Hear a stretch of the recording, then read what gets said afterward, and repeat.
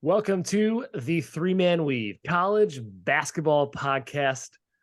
Guys, we're on video today. That's right. It's our first podcast on video. For those of you just listening to us on the Apple waves, the Spotify waves, well, we had an idea.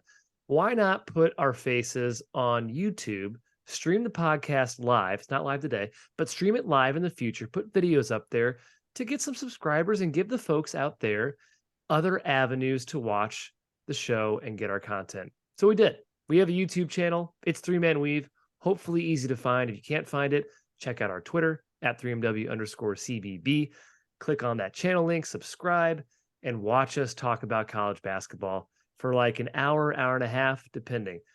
Still going to be a really casual podcast. We're going to be not super professional within our framing here. We're going to be stuttering. We're going to say dumb stuff probably, but that is the experience here. So I'm Kai. That's who is talking right now. I got Jim and Matt with me as usual. Fellas, how we doing? We excited about the new era for the Weave. Yeah, Hi, I'm excited. This is your passion project. Yes. I'm excited by your excitement. I am osmosis excited. So I'm glad you're leading the charge. Matthew, how on board are you? I'm actually really on board because I have been on my stupid to-do list, which basically never really gets attended to. Like there's an important to-do list. There's like a ancillary to-do list. I have like pod drops, soundboard type thing for the podcast. So I'd like to now, with Kai's enthusiasm, this transition, we weave, no pun intended, that into this mix, some live interactions, back and forth, rah-rah, kind of a mobster during the pod type thing. Yeah, a lot of good things on the horizon for us, Kai. Well, that's been on your ancillary to-do list for 7 years. 7 years. Yeah, it has been. It has been. Well, Matt, I was at dinner with Matt Norlander, name drop in Portland. Ooh, and flex. He said, why don't you guys have a YouTube channel?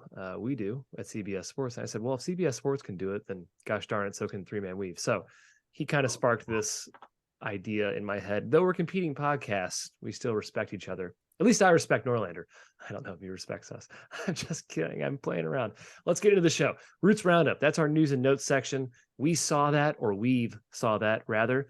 That's where we look at stuff that might have gone under the radar or over the radar, and we talk about it and let you guys out there know what we saw in college basketball.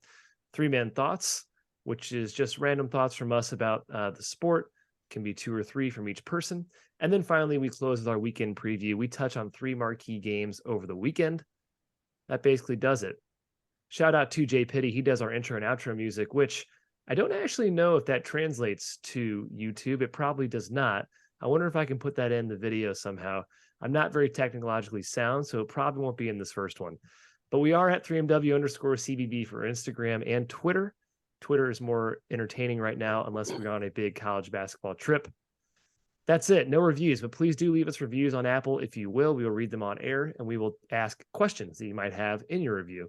We'll answer questions. We'll answer questions that you might have in your review. We won't ask the reviewer. How dare you? That's the primary question. Nothing new in the personal corner. No website updates. Boy, we're really sparse right now. But the content machine is rolling with the video, so we're excited about that. Wait, Jim, I love that idea. Let's just start.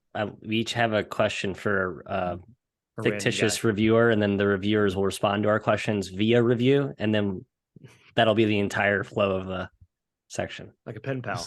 This is an interesting but you're swimming up current sort of thing. Okay, I'll workshop this one, Mike. Keep going, Kai. Sorry. Please do. Add it to your put it list. on the to-do list. Yep. Yeah. All right, let's get into the show. We're going to get into Roots Roundup. Welcome into Roots Roundup. We're here. We are talking news and notes of college basketball. But before we get into it, Mr. McEwen, we are sponsored by our pals at Homefield. Yes, we are. Homefield Apparel, guys. If you haven't heard of this company, well, you should have by now, because they make the best tees, hoodies, sweatshirts you can possibly own. They are comfortable, and best of all, they're college themed. They have so many colleges on their website now to buy merchandise from. They got Mizzou, which is where Jim and I went to school. They got Indiana, which is where Matt went to school. They got almost every school in the country, probably like 100 or so, but they're awesome. They dig into years of archives on each school. They put some awesome designs on these t-shirts and hoodies and sweatshirts. They're the best. You can go to homefieldapparel.com today and use our promo code 3MW to get 15% off your first purchase. That is Homefield. Wear one for the team. Link in the description, Kai? Yeah, if I can figure out how to do that, sure, Jim. And I also noticed we took a pause for Roots Roundup. That also probably won't age very well in the video, but we're gonna work this all out, baby. That's okay. People are gonna have to think about it. They're gonna have time to ponder. That's okay. Yes. They also saw but me yeah. take a food phone call. So I muted it while you're reading that. I said, yes, please bring the food up, and then unmuted it. And so now I'm back unmuted, as you can hear me talking. Just crazy stuff you can do. Idea. Right? This is a good idea. Love technology. All right, let's get into the roundup. Start with key headlines, and that would, of course, be the net is here, the NCAA evaluation tool, as it is known. The net is always a little weird. Its first initial release, there's some good fun to poke at it. Everybody has their time with it, but there are some standout rankings, Kai. Some that I think really raised an eyebrow. Mm-hmm. This might end up being another tiny Louisville punching bag corner, but of course, that's just a consistent part of the pod now. But we also have some teams that are actually playing quite well that I will defer to you on here. Yeah, Houston, UConn, Purdue, Tennessee. That's the top 4 right now. That pretty much checks out from what we've seen thus far in the season. Is this your top 4, Matt? Yes. I think it is. Are you surprised Tennessee's ahead of Virginia?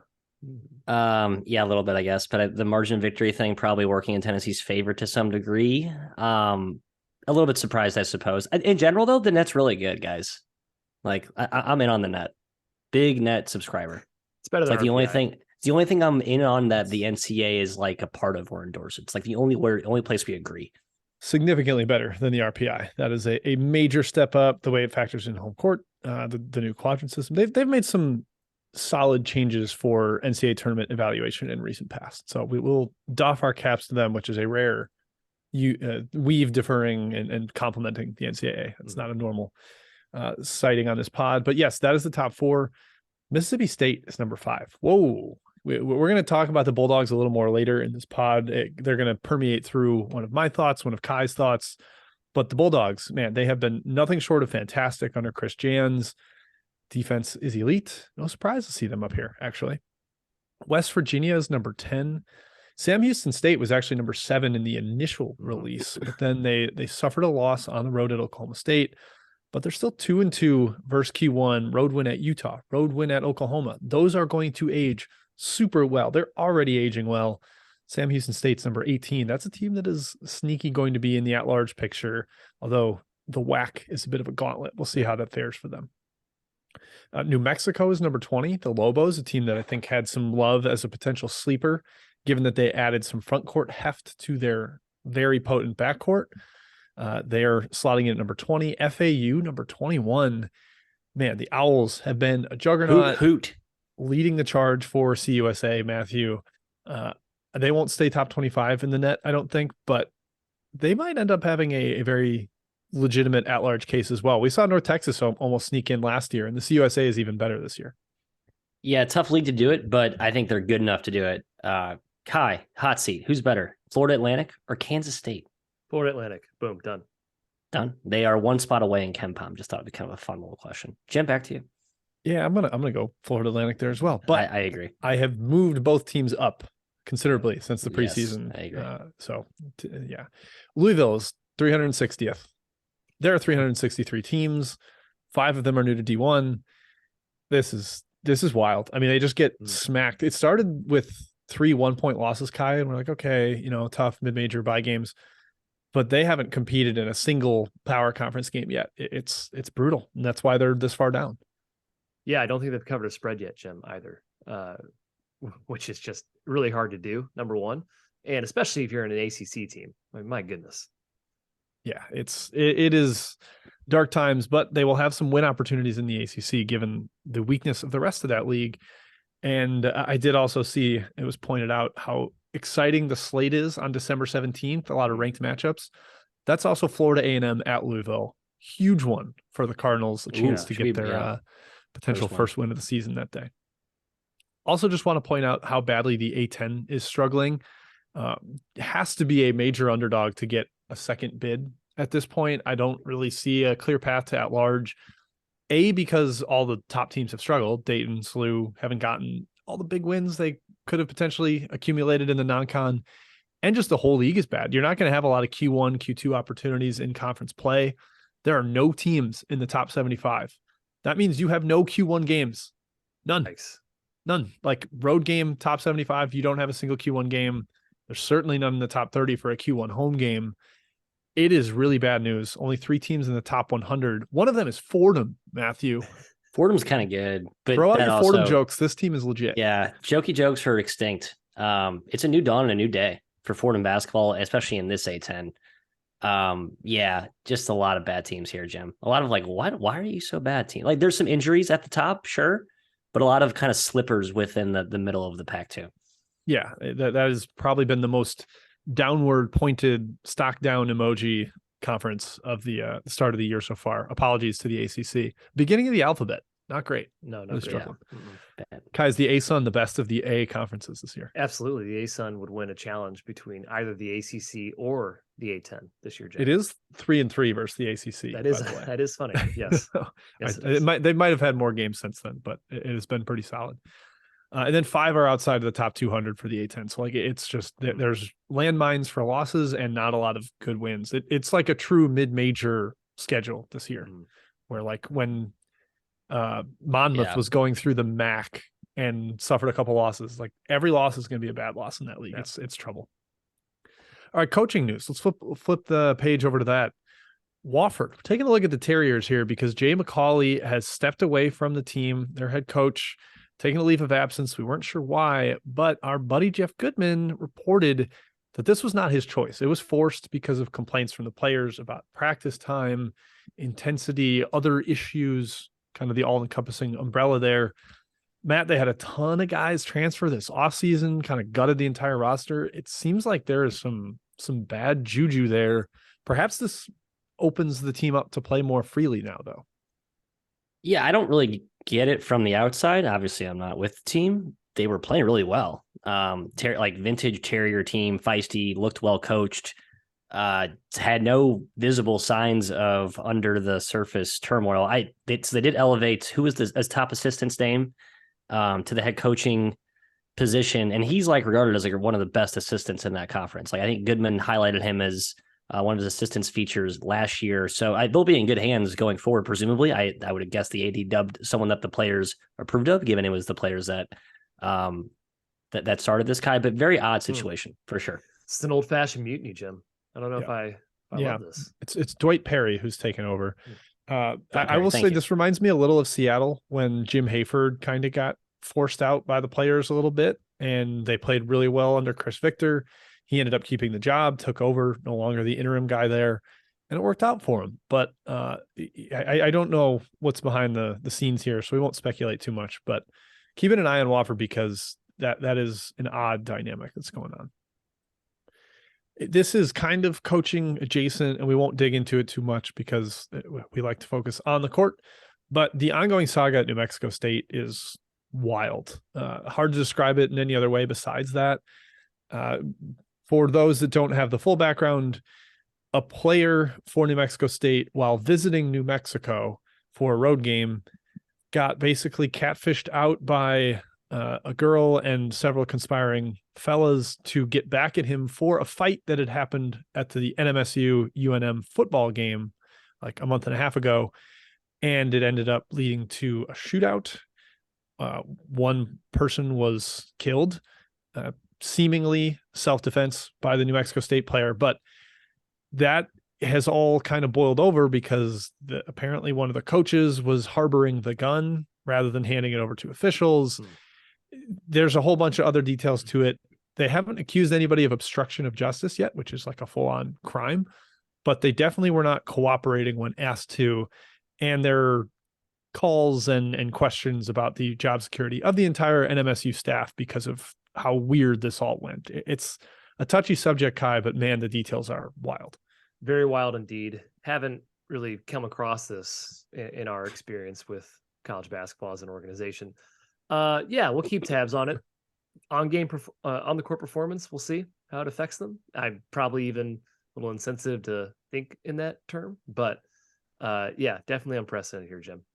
Yeah, Matt, Jordan Majeski said on a scale of 1 to Dave Bliss, this is a 7.5, which it's not quite Dave Bliss. If you want to read about Baylor's historic, how horrendous that was when Scott Drew took over, it's not quite that bad, but man, it's no good, no bueno, and we will wait and see what happens.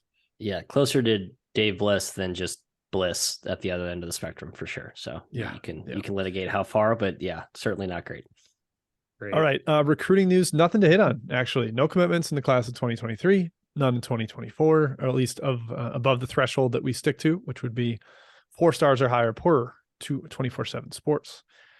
Transfers, we've got a couple guys entering the portal. It's starting to be that time where guys know they're not in the rotation, or they're just not feeling comfortable, or they're starting to look ahead. Got a little bit of that going on. And we'll start with Georgetown, a team that is certainly circling the drain on the court. Seemingly some off the court turmoil as well. Dante Harris, former Big East freshman of the year, player of the year in the Big East tournament, right? Yeah, Big East tournament player of the year. Yeah, back when they made the run to the NCAA tournament 2 years ago. He has now officially left the program. That means all 5 members of the 2018 class, all 5 members of the 2019 class, all 4 members of the 2020 class have transferred. That's not great.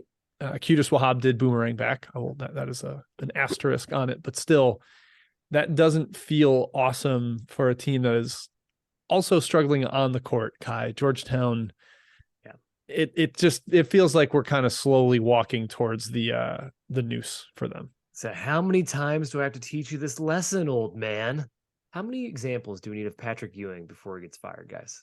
He went 0 in Big East play. All his players have transferred. He's losing to mid-majors.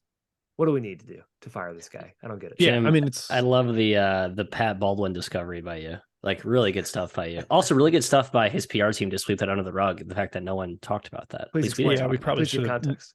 Noticed it more. Yeah, Pat Baldwin at Milwaukee, one of the most underperforming teams last year. I'll say that objectively, and very, very disappointing squad. Ewing's big chance this offseason was bring back a whole new staff and try it again. And the big hire was Kevin Nickelberry because he brought a bunch of talent with him and did really well in the portal. But Matt, there's still some X's and O's. It's not all the old Jimmys and Joes out there. Yeah. And so bringing in Pat Baldwin as a reclamation project, a little bit interesting. That's all I'll say. Yeah, not great. So yeah, Georgetown just in trouble as a program. No question about it. Also want to mention Lafayette's Leo O'Boyle, who pulled the interesting move. O'Boyle rules. O'Boyle rules. That's true. I think Ivy players have done this a little bit in the past where he has entered the portal officially in there, can be contacted by schools, but he is playing the rest of the season with Lafayette, like full intention to do that. Played 39 minutes in the game after he announced he was entering the portal. Usually I think this is schools with no grad program where it's like, he's going to leave. Like he has to. Davidson, I think, is another one that comes to mind here, but still surprising. And it definitely had me scrambling to figure out how to rate Lafayette when I thought he was gone. So that's the added context of staying is important. Yeah, me too. It's Lafayette College, right? It's a college. I don't think it has like, a grad it's like program. Boston College has no grad program, right? Yes. Or I don't know if that's by the letter of the law. That is the difference. Colleges are 4 years, I believe. Universities. Yes, I thought so too. Yeah, Jim, I agree. I thought he was gone. I didn't bet him. I would have bet him if I had known he was still in. He played. Bet him next game, though. They covered. Good job, Lafayette. They covered last night, baby. Really feisty. Leopards. They are feisty dog, those Leopards. Yep. Injuries and suspensions. Man, it continues to get worse for Florida State. We beat the drum on the ACC being bad at the bottom of the totem pole. But Cameron Fletcher is now out for the season with a knee injury. My heart goes out to him and to Jalen Llewellyn as well, who Llewellyn's injury was almost a clone of mine, guys. Driving left, pull-up jumper. Only my knee gave out on the landing. His gave out on the takeoff. Yeah. Almost it was eerie. It was almost like, oh, that's what my replay would have looked like, of just the buckle and agony. Also worth mentioning, Bryant's Kayvon Kramer is in the hospital with illness. We don't know exactly what this is. They did not specify that it was COVID or was not COVID, so we're not going to speculate. We're just going to send best wishes to him, to his family, to the program around Bryant. Hopefully he gets well fast and gets out of the hospital soon enough and maybe even back on the court. That's the hope. There's other big names worth mentioning that have minor nicks and bruises. Armando Bacot of UNC, Santiago Vescovi of Tennessee. These are all ones we'll be monitoring, but they're not out for the season, so we won't spend as much time on them. That's it for injuries and suspensions. Kai, coming to you for the Reddit stat of the day. Reddit stat of the day. I got 2 of them. Number 1 from Joey Bishops. Illinois now has 7 players who have scored 17 plus points in a game this season. Wow. Talk about balance, Mr. Jim Root. Really impressive. Right after the Illinois-Texas game of last night, Tuesday night, Underwood basically said this. He's like, I don't know where it's coming from, meaning the production, the scoring production. I don't know where it's coming from every night. And that's the beauty of this team. And it's not like a team that they don't have anyone that can score, so you call them balanced. They legitimately have a bunch of guys that can, and that's the true meaning of balance when they're all capable. It's not a description that we've backed into on Illinois. Yeah, like, Matty Meyer, we saw him last night have his little mini breakout. We know he can get buckets. He kind of is fine accepting like a lesser role. Like he's talked openly in pressers, like how he likes being kind of like the Swiss Army knife glue guy who defends and passes. Their freshman guards are going to get better every day. Those guys are so good. Jaden so Epps good. Is awesome. And it just shows you how I think great coaches have an ability to find recruits that aren't always 5 stars, but they find the right 4 stars, find the right 3 stars. And Underwood with this class, I think, just nailed it. So, yeah, I don't know how to feel about Meyer without his mullet, though. Yeah, he's too. I agree. I need to bring that back. He's too clean me. cut. He's too like Yankee. I know. Go back to like the idiots of the Red Sox look. Like I need that back. I'll say the front of his face is still kind of grimy looking. His facial hair is not exactly well kempt and beautiful. So yeah, he couldn't go full gorgeous. Couldn't go full swan. Keeps the duckling. There you go. Got to do it. Then we've also got Kai one other from ESPN Stats and Info here. We do. Rutgers held number 10 Indiana to just 48 points as the Scarlet Knights won their 6th straight over the Hoosiers. Ouch. A little added stat there. It's now Indiana's fewest points as a top 10 team since 1983. Matt, are you worried about the Indiana Hoosiers? I don't like this stat. This is a bad Reddit stat of the day. Anytime I get a rag on Indiana in front of you, I will take it. I'll take that opportunity. It's important. Same with Duke. We also like that. But Kai, the other part of this statistical wormhole here is positive for Duke. How about that? It is. Oh, excuse me. Kyle Filipowski has set an ACC record for most consecutive weeks being named ACC Rookie of the Week, Matt. 4 straight weeks. What a terrible take I had. Remember when I said he was the worst of the freshmen? He's been awesome. I do remember that, Matthew. Like really good defensively too, actually active and just good. Just good player. Like the rock of a team that's sort of throwing crap together at the wall. So they look much more connected last night. I will say it's the best I've seen them look all year for sure, but Filipowski's been the rock all year. So I remember it wasn't just you, Matt. When Matthew Cox said Duke was the best team in the country early on this season. Yeah. And I still maintain that upside is very attainable and may not how be many so times far can you away. say that about? How many teams can you say they I'll move the goalpost when it's team? convenient for me in my argument, Jim, obviously. Yes, you will. I will say you're not the only one that was kind of weirdly trashing Flip in the preseason. It was really bizarre. Like even when we did the Almanac rankings, Kai, like there was so much pushback when we started voting for Flip in like the top 20 I don't get it. or top between 20 and 30. It was like, he's really good. And everybody that would go to Duke practice was like Tyrese Proctor, God level. Filipowski, bury him. Like it's like everyone saw the same practice. It's like you guys didn't see his like highlight tape and know that he's 7 foot and can rebound and shoot. I don't understand. Yeah. Bizarre. But it is also surprising considering the amount of incredible ACC freshmen that there have been. Like Zion Williamson didn't do this. Marvin Bagley didn't do this. Every other one and done at Duke didn't do this. And some of the Carolina guys, it's rather impressive to see him do it 4 straight weeks. And now we also must say Cal has the worst start of any power conference ever, power conference team ever. 0-9, Louisville right behind at 0-8. At least maybe they can share this record, share this lack of this ignominious honor and not go down as one singular terrible team. Who wins first? Is it Cal? Has to be Cal, right? Cal's got Ewash tonight. It'd be fun if we were doing our debut live show now. We could actually say like, hey, tonight, Cal's Ewash. I think they lose that game. And then they got Butler at home. It's probably a loss. Santa Clara, a week later, loss. UT Arlington comes to town. They almost knocked off the Go Bayou Bengal Tigers. And North Texas. And then Pac-12 play starts and like, I don't know, you don't get to Oregon State until January 22nd at home. Cal. Uh-oh. Yeah, Louisville's got the Florida A&M game on December 17th. That's nice. That's a good absolutely schedule. Circled because great job by Kenny Payne.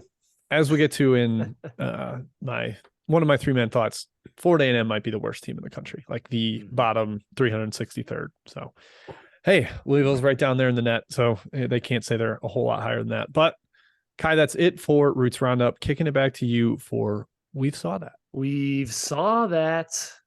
This is our section where we go through some sometimes obscure stuff that we watched, over the past week or so, sometimes not obscure, including the Big Ten home court.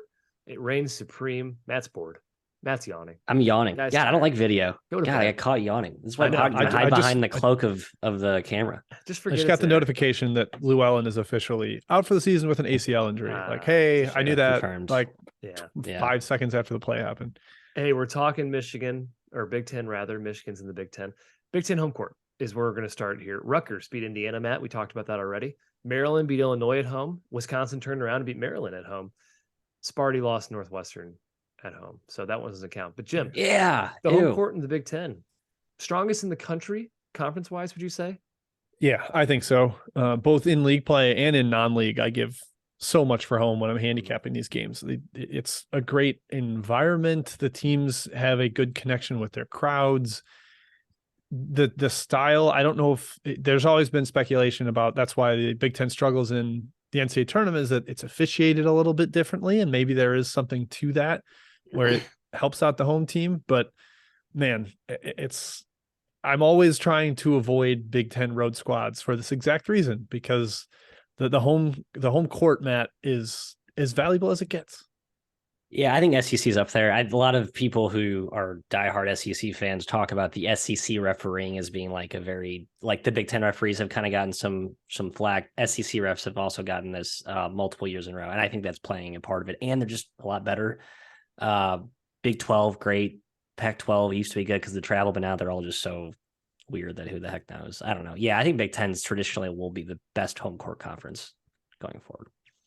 Next one, Texas late game collapse. We talked about this on our Field of 68 Best Bets show today, but worth repeating for the podcast here. The Longhorns led by 10 over Illinois at Madison Square Garden with 8 minutes to play. They led by 5 with 1 minute to play. Illinois cut it to 2, and then Texas missed a front-end free throw, and then they fouled an Illinois ball handler literally at the half-court line when they were trapping, and it was an egregious foul. Texas was up 2, 8 seconds left, and Rice just kind of fell into him. It was a weird, overly aggressive play. Chris Beard didn't seem too bothered by it, which was strange. Maybe he was hiding his emotions deep down. And then, of course, Illinois goes on to dominate them in overtime. I don't know if I can explain this one, Matthew, although as an Illinois backer, I'm sure you're... Well, Matt, were you happy about this? Because the game went to overtime and you had won your Illinois bet if the game just ended. Or were you pleased to see Illinois have another shot to win outright? No, yeah, I would have liked Illinois just to maybe lose in reg by less than 4. But I'll take it. I'm not going to complain about it. Very odd to see the late game execution. But again, we talked about this. Like, it was Texas's first real game in like a truly hostile environment, in my opinion. Not even hostile, like, just non-hostage. Yeah, I know, but like outside of the friendly confines of theirs, because the only other game they played the neutral was just at Fort Worth, right? So, I mean, Illinois was better prepared for the moment. I think that showed, and I think there's something to that. Yeah, I don't. Kai, do we have to take back the sir from Sir Jabari Rice? Yes. You're losing it for now. You Yes. have to earn it back after you committed that foul late. That We will was so reknight bad. you at a later just date. Jabari Rice. Yeah. And part of the bad part of the giving up the 3 to cut it to 2 is they gave up 2 threes to cut it to 2, but one got taken away because Illinois had called timeout before it happened. Right. Yes. And right out of the timeout, they get another open look and bury another one. So like they blew this game multiple times in multiple ways. Very concerning late game kind of collapse. Mentioned, I think a couple shows back, maybe it was on an Action Network pod, that Chris Beard is one of the worst ATS coaches in the last 2+ years. I don't think there's anything super to that long term, but man, this certainly raised an eyebrow when you pair that factoid with how they finished last night.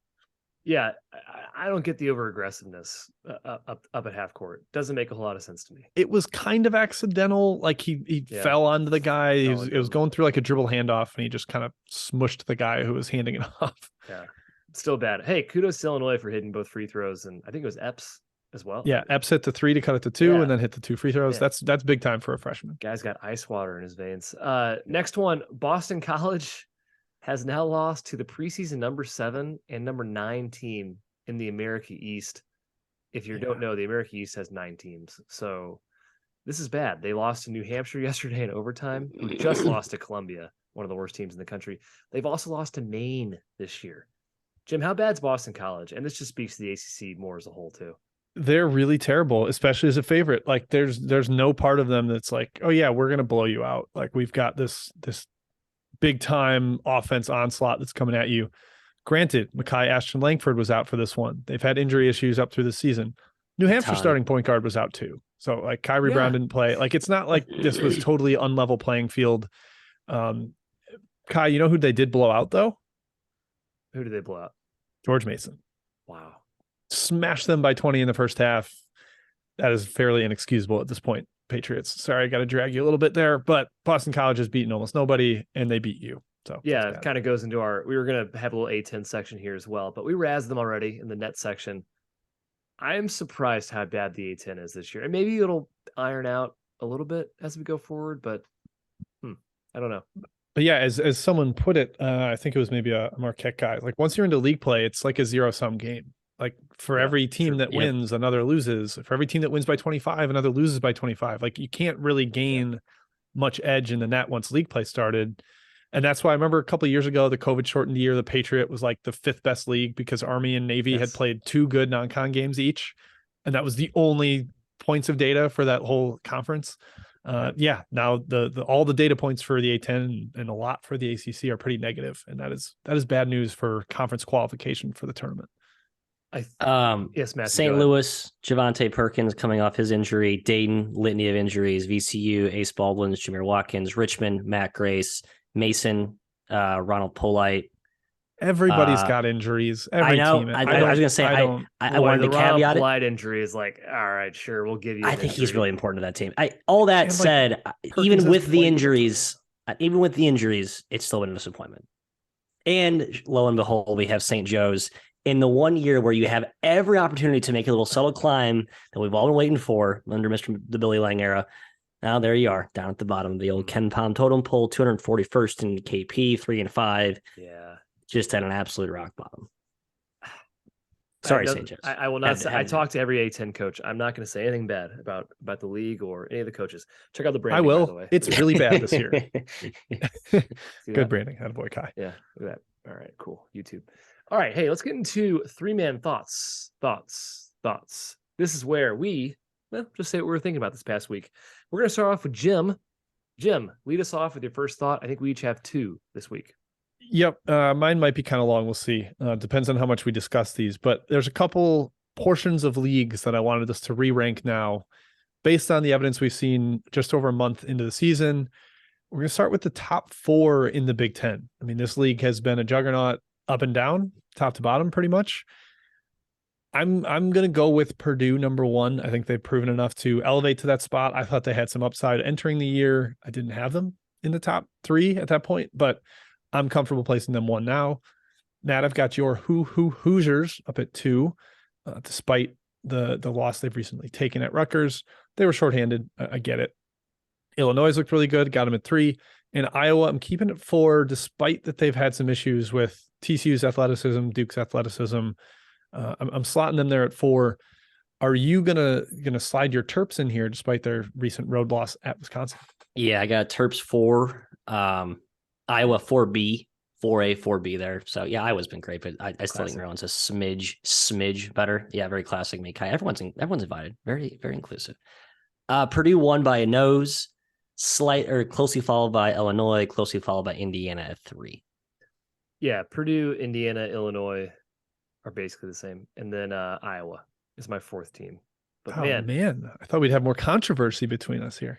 That's my 4, but golly, Maryland, Wisconsin, Michigan State, Ohio State, asterisk, whatever. I think Ohio State might be the one that I feel like I'm disrespecting the most here. Yep, I think it's fair. They've been kind of nothing but solid, and I've been too low on them. I've lost money fading them. So, Chris Holtman and your Buckeyes, I'm apologizing and potentially going to have you upward mobility against the Hawkeyes there. They're young too, man. They could get real good real quick. So I agree. Bucks could be like we haven't talked about them enough team for sure. Yep. I'll continue beating the drum for they will be next year's Creighton, where everybody's in love with that freshman class. As long as Sensabaugh comes back, he might end up being too good too fast. All right, the Big 12 top 3. I think everybody's got the same top 3 in some order. Yeah. But how are you ranking Texas, Kansas, Baylor? I'm going Baylor 1 still. That's maybe shaky. I love the Gonzaga one in the neutral. That was a rather impressive come from behind one late. Marquette effort was really bad, but that's okay. I'm going to keep the Bears up there. Texas number 2 and Kansas number 3. They've just been a little less impressive than the other two. I know they got to the finals in Atlantis, but I didn't feel awesome about them. I think they kind of should have lost that Wisconsin game were it not for a nice friendly bounce to Pettiford late. What say you, Kai? I am going to go Baylor number 1 as well, Jim. Ooh. I'm going to go Kansas 2, Texas 3. But just like the Big Ten, these margins are razor thin. Ooh, a big stink face from Matt. Yeah, I think it's like I feel pretty good about Texas at 1. I feel pretty good about Baylor at 2, and I feel really good about KU at 3. I don't know if I'm like out on KU, but I think KU is clearly the 3rd best team of that group right now. Boy, really? Clearly. Mm-hmm. Look at the. I mean, Kansas is 5 spots higher in KenPom than Baylor. I think we have to. Okay, let's frame this, Jim. Let's make this more predictive than accomplishment based, because I hate when we do accomplishment based discussions. Yeah, no, this is like who you think is the best team, right? Yeah, I think KU's the 3rd best team. Yep. You can't say they're obviously the 3rd best team. I feel very confident. You're right, not obviously, but I feel very confident that it's obvious in the prism of Matt's mind. Yeah, my mind is an enigma. All right, we're doing the rest of the Big 12 too, fellas, because I think that's just as much of a mess, especially with the way K-State has played.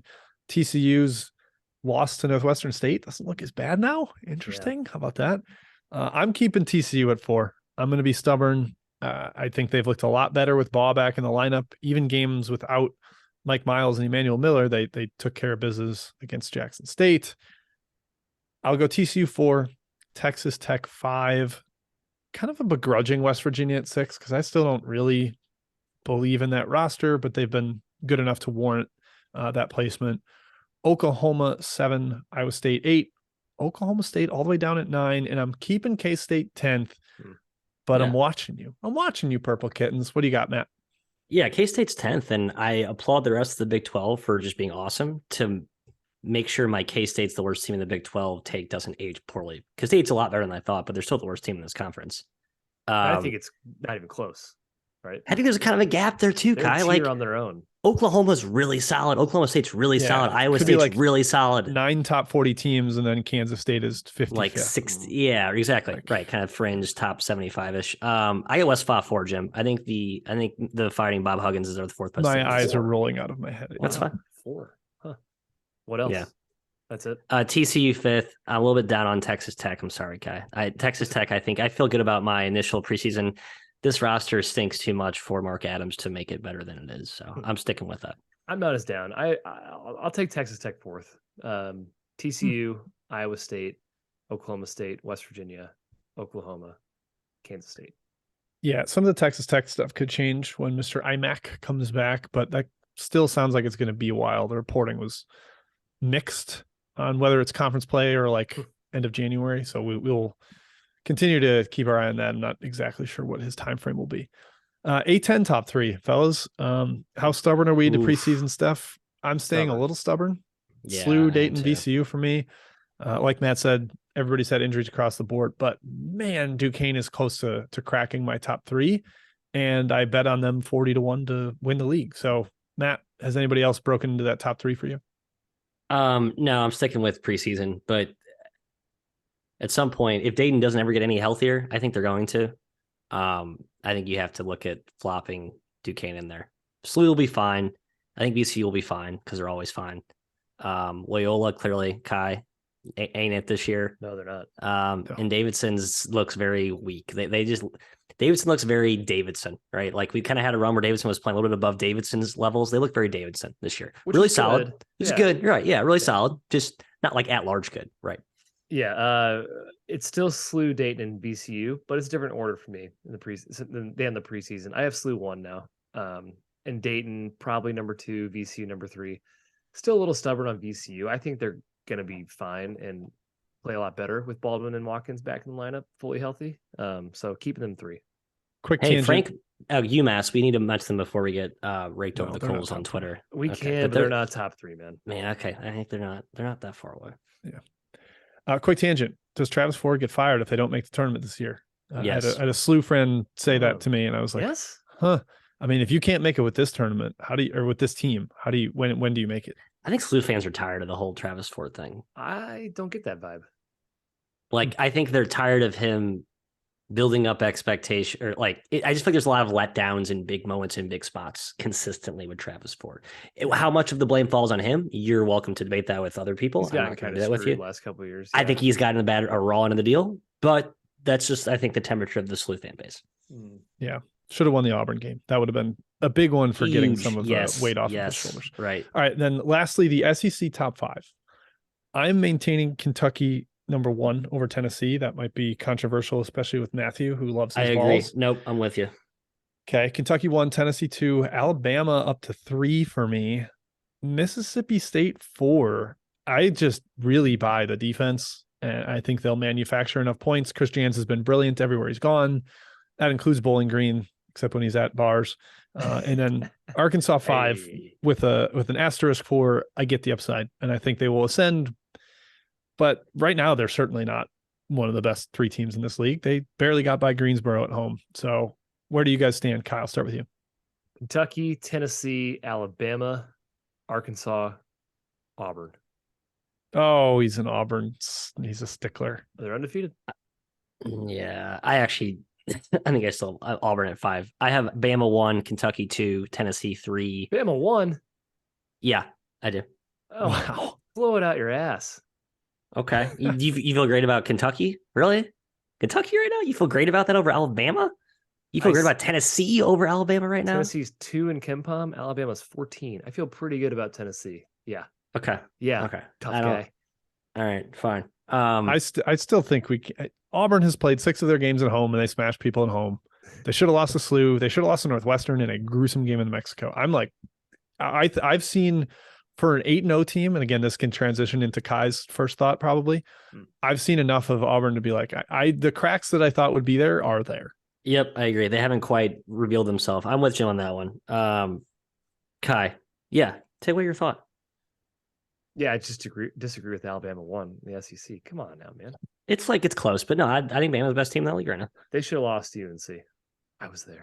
That was a really poor late game showing. That's the only thing that made me question Alabama 1 is like, why did Nate Oates execute so poorly down the stretch?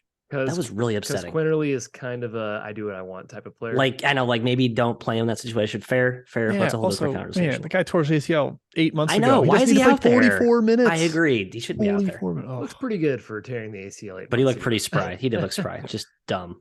All right. My thought. Good thought, Jim. Yes, this leads into my first thought pretty well here. Remaining unbeatens, because there are 3 unbeaten teams from the SEC. There are 10 overall left in the country. Just 10. And we're basically talking about this because I want to talk about Mizzou before they play a really tough schedule coming up, because the Tigers are basically as high as they've been since, we were in school, Jim, I think. So of the 10 teams that are unbeaten, Houston, UConn, Purdue, Virginia. These teams, yes, they pass the eye test. They're prime contenders. They look awesome. They have good wins. They're really high up in the net right now as well. I think UConn, Houston, Purdue are top 3. I have no qualms here. I believe in every one of these teams. Matt, would you call all 4 of these teams title contenders? No. Not? Yes. Damn it. Yes. I wanted to have a hot take here. I think Virginia's the worst of these 4 teams, and I'm tempted to call them not a title contender. But I'm just too afraid of the Virginia fans. So. I'm not sure I can get to Virginia title contender as well. I can't. Right? Thank you. Yeah. I appreciate you conceding your hesitancy, because it's certainly I have a reluctance saying that out loud. I do. I'll hot take for you, Matt. I think Virginia is more of a title contender than Purdue is. I was going to say Purdue still doesn't give me. We talked about Big Ten. Like, I think we may have overreacted to the Purdue thing so far. I think we might learn. Best player as a center don't do well in the tournament. They traditionally you can scheme against it. You figure it out a little bit. Their freshman guards are really good, but I don't know if I trust them 6 games in March. Yeah. The SEC schools that are undefeated still: Auburn, Mississippi State, and yes, the Missouri Tigers. So week scheduling is kind of the theme here. Auburn's schedule is 178th. Not bad, but they haven't played anybody in the top 50. And no true road games. No true road games as well. Mississippi State, 344th non-conference schedule per KenPom, but they do have wins against Marquette and Utah. That's better than the other team can say. And then Mizzou, 361st strength of schedule non-conference per Ken Palm in the country.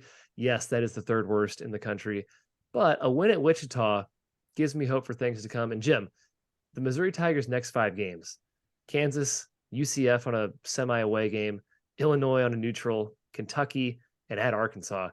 I mean, that's a stretch. We're going to find out pretty quick how good they are. That's a capital G gauntlet, Kai. I saw you engaging with a 3-man we follow on Twitter that we would lose all 5. We won't. If you sum the probabilities, Mizzou's going to win like 2.1 of the games. Like going 0-5 would be a massive underperformance. I think they'll get 1 or 2. I think we're going to beat Kansas, and we'll talk about that later. We say I agree. Yes, but you're going to lose to UCF. You're going to lose to Illinois. We will win. You'll be Kentucky, Kansas, or Illinois. Will Mizzou have wins over Kentucky and Kansas by the new year? That's a world I didn't think would exist. I don't know if we'll be. That's the fact that they played such a weak schedule so far means every one of these games is like amplified in meaning. Yeah. Exactly. Where if they go from 9-0 with no good wins to 10-0 with a win over Kansas, suddenly everyone's be like, holy crap, maybe this team actually is good. Iowa State style, baby. Although they played really good teams last year. Yep. And then finally, the last trio that are undefeated, it's 3 teams from the Mountain West, but it's probably not the 3 teams you expected to see at this point. It's Utah State, it's New Mexico, and it's UNLV. Now, Utah State has sort of the same issues as the SEC trio. They haven't played any opponents in the top 100, and 5 of their 7 games have been at home, and that's quite a home court advantage at the Spectrum Center. New Mexico has rolled through so-so competition, but then they won at St. Mary's, which is one of the best wins in the country this season. The Gales have been very, very good. They are tough at home. So kudos to New Mexico. Finally, UNLV, they've picked up solid wins against Southern Illinois, Dayton, and Minnesota, but still probably not the toughest schedule in the world. Are you a believer in these 3 teams, Matthew? Rank them. Ooh, I like that, Jim. Also, rank them in the Mountain West. Where do they stand in the Mountain West for you? We Boise, Colorado State, Wyoming, San Diego State, the other kind of contenders in that league. San Diego State's 1 still. We agree with that. And then I think these are 2, 3, 4 in some order. Over Colorado State. Wow. Yeah. The defense. Yeah, I'm down on Boise and Colorado State. I know they get Scott Stevens back, but defensively they've looked bad. I'd go UNLV 1. Sorry, Utah State 1, UNLV 2, New Mexico 3. Okay. Yeah. So 2, 3, 4 in Mountain West is kind of my ordering there. Yeah, San Diego State 1, and then Utah State would be 2 for me, UNLV 3, Colorado State 4, Nevada 5, New Mexico 6, Boise 7, Wyoming 8. But that could totally change if Graham Ike gets back and suddenly they're like exactly what they were. But they don't have the shooting that they had last year. Drake Jeffries was a freaking monster from deep. Yeah. So could be a bit of a fall for Wyoming. But this league is really, really good so far in the non-con and offers way more Q1 opportunities than the A10 and almost as many, maybe more than the ACC. So we could see like 5 Mountain West teams in the tournament. It's possible. Yeah, with the A10 down, I agree. I say New Mexico's number 3 team in this league. I really Utah State's better without Justin Bean. I can't quite get there, but man, they are they are. They're just awesome again. Yeah, Odom's amazing. The schedule was tougher last year. We'll see. It was tougher. TBD. Yeah. Thus ends my first thought. I'm passing it to Matt for his first thought. And I'm going to piggyback off of the unbeaten thing, talking about the blue bloods, and I just picked I cherry picked 3 here, one of which is not really a blue blood, but I think they have blue in their color scheme. So North Carolina, Gonzaga, and Creighton, the blue blood Blues. How concerned are we about all 3 of these teams? It's kind of the theme. I don't want to belittle the UNC Gonzaga thing too much. I feel like it's been talked about plenty. Here's my North Carolina observation. I feel like the defense is what's gotten a ton of bad PR, and rightfully so. I think their effort is sort of selective on that end. Yes, Armando Bacot has not been 100% for a large chunk of the season, and yes, I want to see them play the 4 teams they just lost to in succession with a healthy Bacot for all 4. They probably win one of those games. However, offensively, I'm really worried because the my turn, your turn stuff is starting to rear its ugly head. They were actually a very good passing team last year. Like, for as much as people wanted to give Caleb Love shade, the ball was popping last year. Top 100 nationally in assist rate. This year, they're bottom 10. And when you watch them, Kai, you sat courtside. I did. Like the ball does not move at all. Like the Alabama game is like, I'll put that on a projector to my future kids about how to not execute and move the basketball on offense. Yeah. That's where I'm like, wow. So I don't like the defense, and the offense worries me. Like, well, there's not another part of the game of basketball. So what do they fall back on? Special teams. Special teams. Coaching's not good either. I think Hubert Davis has been pretty poor this season as a head coach. You can see that in his plays execution down the stretch. You can see that on his timeout calls. UNC's fine, I think, though, overall. They should have beaten Iowa State. They were up 7 with 4 to go. They should have beaten Alabama. They just executed poorly down the stretch. And yeah, they lost tough away games to Indiana and Virginia Tech with a hobbled Armando Bacot. That's not a huge deal to me, but the assist thing is a real concern, Jim. They play my turn, your turn too much. Caleb Love, RJ Davis, and Leaky Black. Leaky Black is taking terrible shots. Leaky Black is taking threes. He was going like ISO in that Alabama game. Yeah. And last year he never shot. That was a good thing. Last year he never shot. He's in like the nearly invisible section of KenPom on last year's page. Like doesn't ever do anything. He still is. He's still nearly invisible, Matthew. Oh yeah, I guess he is this year too. Wow, yeah. Yeah. So they obviously need to figure that out. They also don't play through Bacot when he's on the floor. I don't understand that. Give him the ball. Give him the ball. So theory on the assist thing. Last year they got 5 free assists per game. Just Brady Manick, do like shoot from there wherever you are. Yeah, right. Like, you're coming off a screen. You're 6'10". You can shoot over the top of somebody. Like that was a pretty easy way to get assists. Like people were, and I said this in the preseason. People were like, "Oh, Pete Nance shot 44%, 46% from deep last year. Perfect replacement." Pete Nance has made 12 threes in 9 games. Brady Manick made 98 in 39. That's at a 41% clip. Yeah, like contested, quick release, all the way elite shooter. Right. It just was never even close to the same kind of player. And so you can't paint his production into Manick's spot.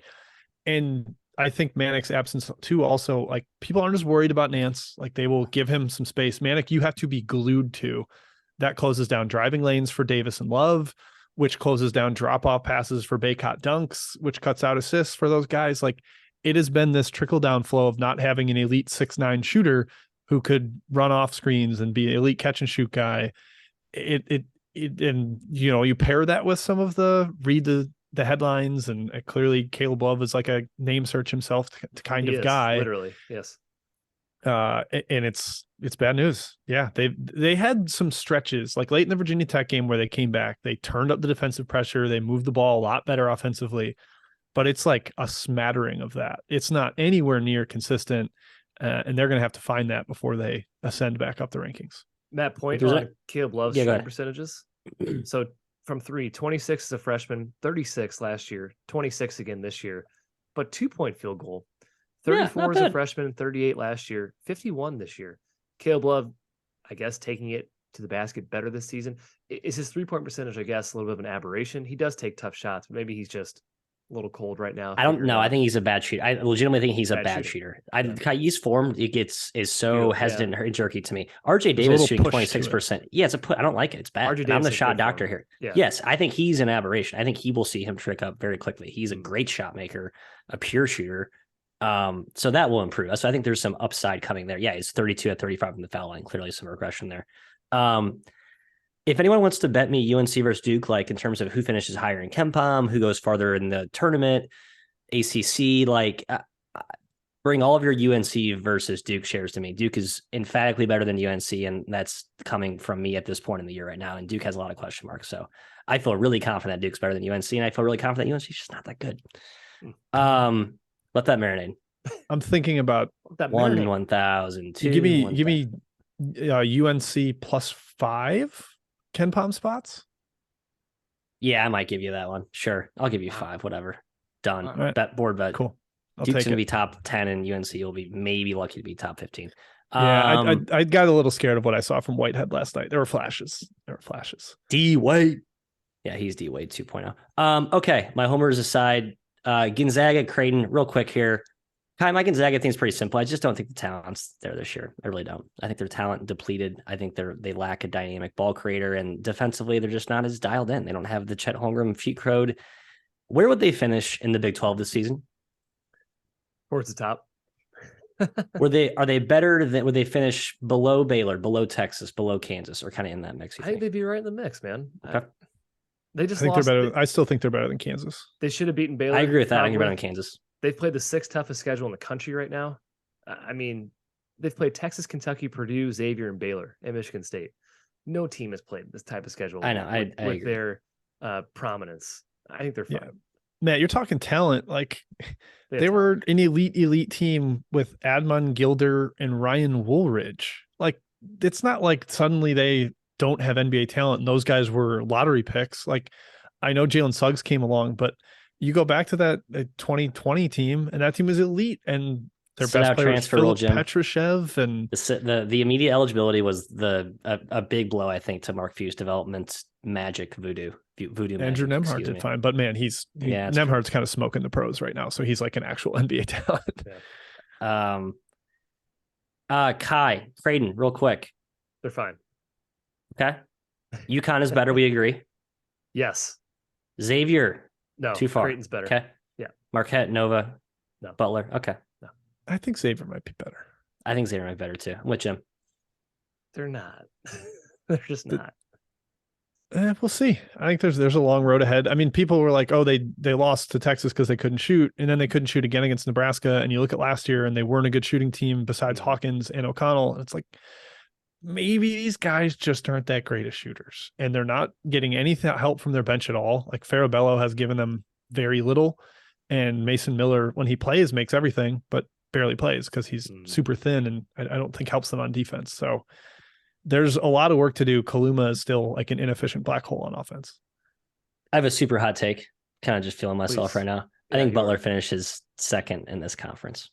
I'll board bet you that, Matt, if you want to do that. I don't want straight up. I need that's like a money line bet. It's like betting plus 10, plus 100 to win. Like, nah, plus 5 board bets. You get 5 board bet points. Yeah.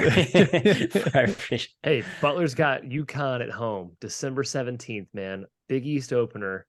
I know you're going to. I know the worst time to play UConn. Like I like to get Butler with some bodies back, but I like Butler now as is. Like they played 4.5 players. They're fine. They're good. They need Ali before I really. Ali would be huge, and Thomas too would be nice against UConn's ferocious front line. Thomas is good. You mean DJ Hughes? Jalen Thomas. Jalen Thomas. The other they have 2 different Thomases. Yes. That's confusing. They have 2 Thomases. That's all I got. Back to Jim. Kai, I'm actually going to let you go first because yours bleeds into mine. So we'll talk Chicago State and then we'll talk my thought. Chicago State. The fact that this team continues to be somewhat competent is staggering. Gerald Gillian should be on every single mid-major coaching search list in the near future. I don't think people appreciate just how good of a job he's done at this school. They're 5-5 against the spread this year. They're covering games by a little bit over 2 points per game. That's really good. In fact, last year they were good against the spread as well, 18-13, same margin. Prior to that, you have to go back to 2016 to find a profitable betting year for Chicago State. I say this in betting terms because, in theory, this should put everyone on the same spectrum with spreads, right? Chicago State's been terrible against the spread the last however many years, and now they're good. They're competent. So kudos to Gillian. Also, 3 wins this year. They beat IUPUI, Valpo, and Southern Indiana. They mopped Valpo. I mean, they ran Valpo off the floor. They're not even competitive. Home court advantage, Chicago State. Probably going to go undefeated at home this year because they also have East West, who they even beat when they're bad. They have Aurora, St. Xavier of Illinois, Calumet, and then they host Hartford in mid-February as their last D1 home game. Like they should go undefeated at home. 3-0 at home. Reminder. So 3 wins this year. Right. No big deal. Yeah, it is. It's a huge deal. Reminder, pre-Gillian days, Lance Irvin was 7-63. 0-30 in the WAC. Dildy before him, his final 3 years, 13-83 overall, 2-40 in the WAC. What I'm saying is Chicago State was 2-72 in the WAC over a 6 or 7 year period, and then Gillian won 3 WAC games last season, the most since 2015. They're obviously an independent now, which is unfortunate for that school. Hey, fun fact: the best they've ever been, Kai, is when they were an independent in the late O's. No, that's funny. Maybe they stay here. They won 7 games last year in Division I. That was the most since 2014. So basically, what I'm saying is Gillian is a really good coach. He even lost talent from last year. This is kind of a new team. So please, other mid majors, give this guy a look. Yeah, agreed. Tough. I don't have a lot to add. Just like, man, tip of the cap. They have been fantastic. I've said I think they only have like 3 good players, but he's turned Brent Davis and Bryce Johnson into competent players too. So Man, yeah, I don't really know how he's doing it. Some smoke and mirrors, and they're not as good on the road, but 3 straight awesome home efforts in front of a home crowd that's not exactly changing the outcomes of the game. No. All right, Jim. Now into your thought. Bad teams.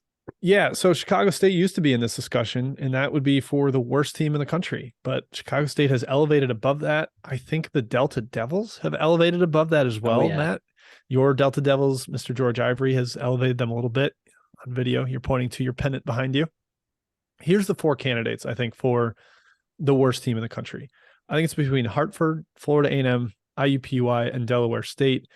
These 4 have 1 Division I win among them. That would be Hartford knocking off Fairleigh Dickinson. Oh. Hartford has 4 wins, but 3 of them are non-D1. Florida A&M, IUPUI, and Delaware State all also have a non-D1 win. The only other winless teams in the country, by the way, besides Cal and Louisville, the only other one is Central Connecticut State. I think they're above this discussion. I just don't think they're this. They suck. They're not this caliber of bad, though. We'll see. They do suck. They need to get some non-D1s on the schedule so they can rack up wins like Hartford is. But so, yeah, Hartford probably gets them above this by just lone fact of having a D1 win. That's a distinction. Florida A&M has played an impossible schedule, like really, really difficult, a lot of travel, but they went to overtime in their non-D1 win. And I think they're really quite poor. IUPUI has already lost to Chicago State, New Orleans, and Green Bay, who are all like bottom 20 teams. And then Delaware State, maybe the effort against Villanova elevates them out of this discussion. For my money, it's IUPUI again, Matthew. I know that I agree. They have a little bit of injury issues with Bryce Monroe and your boy Zach Gunn, but I still think they're the worst team. I agree. I don't, their talent and like, there's nothing schematically that they do that like, I don't know, compensates for lack of talent. Like at least, like even Green Bay will do some different things. Like even Florida A&M can throw some, McCollum's actually a good coach. IUPUI offers nothing to the table, guy. Like really nothing. Sad. Yeah. Quite sad. I'm going Hartford for worst team. They're the worst against the spread. They've played a pretty terrible schedule and they're still kind of losing. They beat Fairleigh Dickinson. That's impressive. I need to, they beat them. So good for them. But I think they're it's them or Florida A&M, Jim, because even though Florida A&M's played a gauntlet, that OT game to Albany State and then really not being competitive in any other game has me kind of skeptical on them. Yeah. In some of their like huge losses, like Florida was down 2 starters. Georgia was down 4 top 7 players, still got crushed in those games. Yeah, it's kind of bad news for them. They have a chance to sink down below IUPUI. I think that'd be a very good 1v1 game or head-to-head matchup. That's it. Matthew, your final thought. Yeah, I got to throw some shade.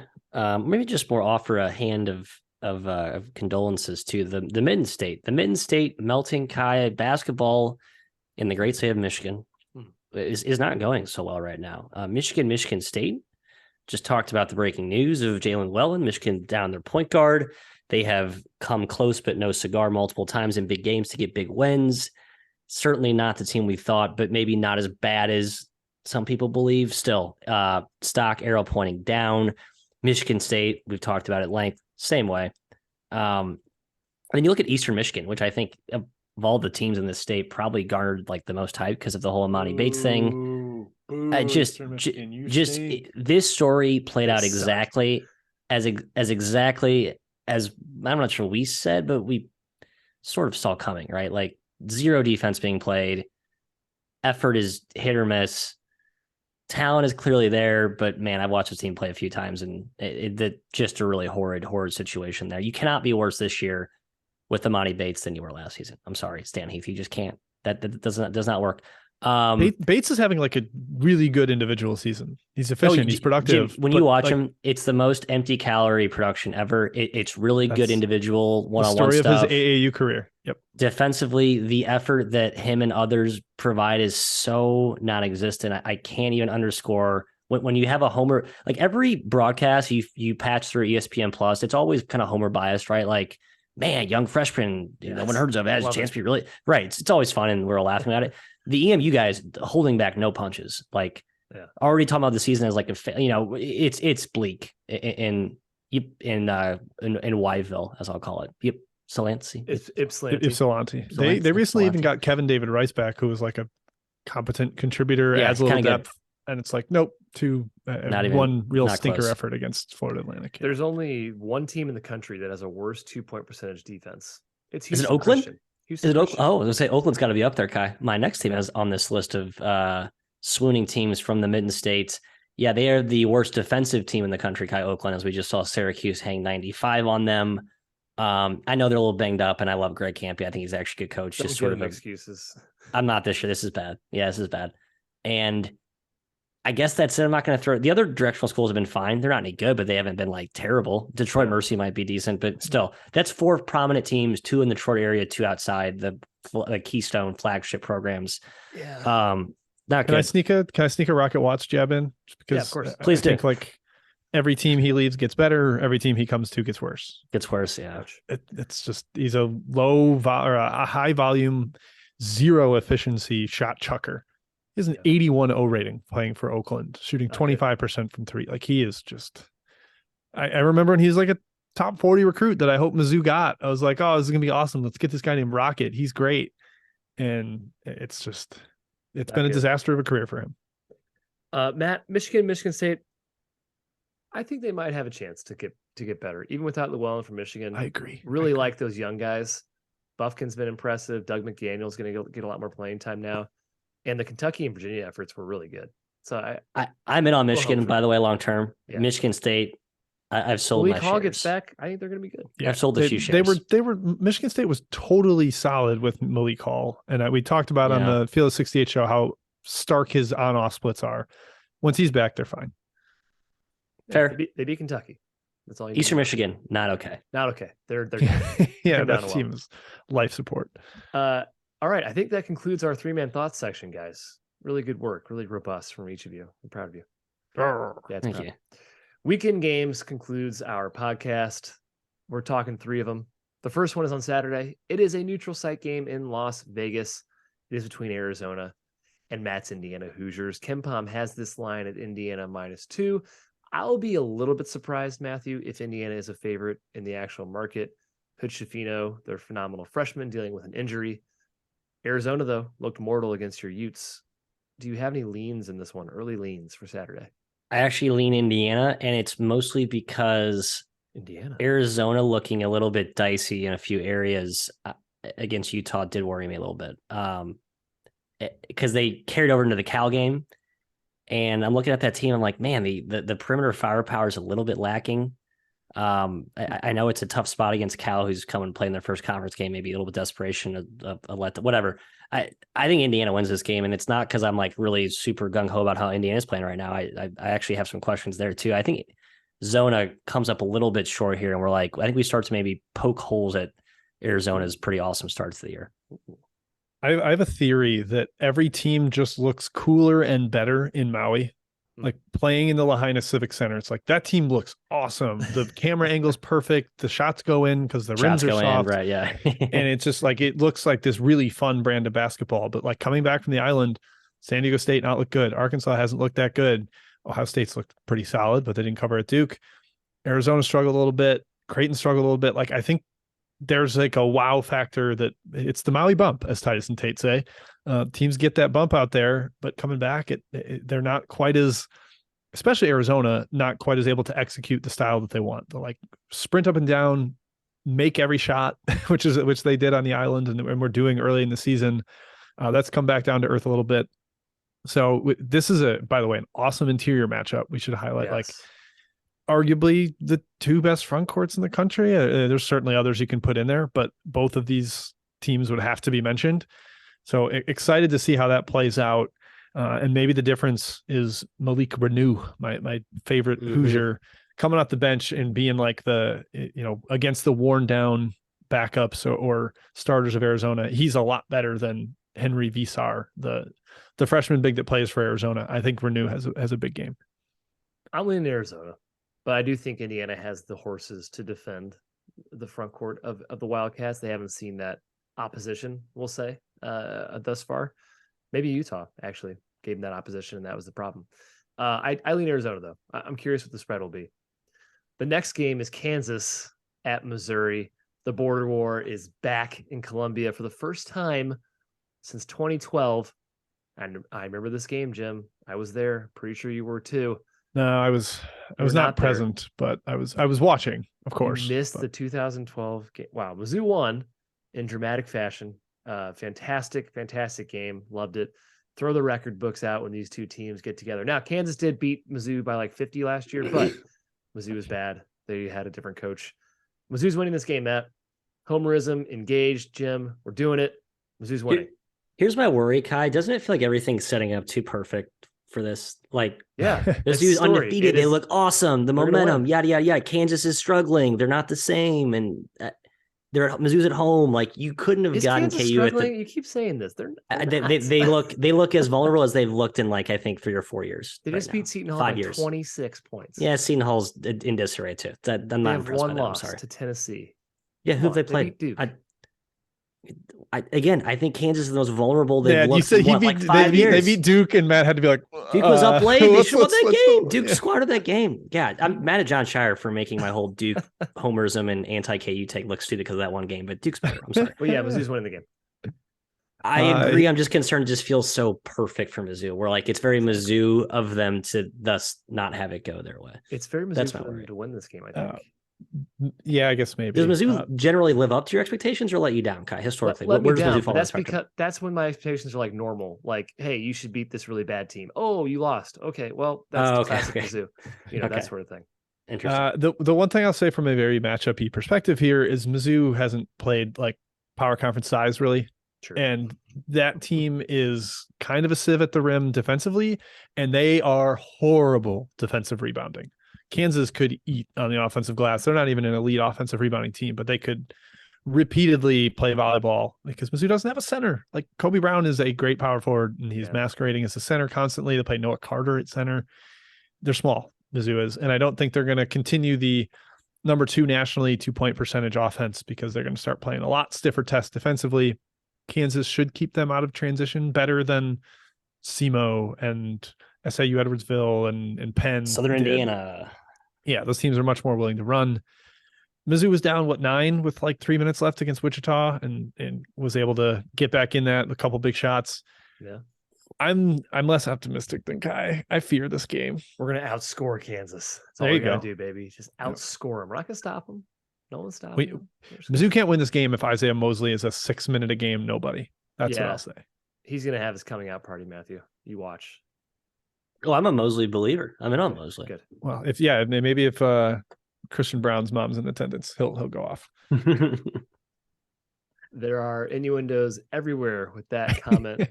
We are going to move on to a game that, frankly, I don't know which side Matt's going to be on here because he loves both these teams. In Brooklyn on Sunday, it's Tennessee, it's Maryland. KenPom has Tennessee -5. No chance. That's what the spread will be. This matchup rocks. The Terps are legit. Everyone knows the Vols are legit. Health concerns, perhaps, with Vescovy being so-so for Tennessee.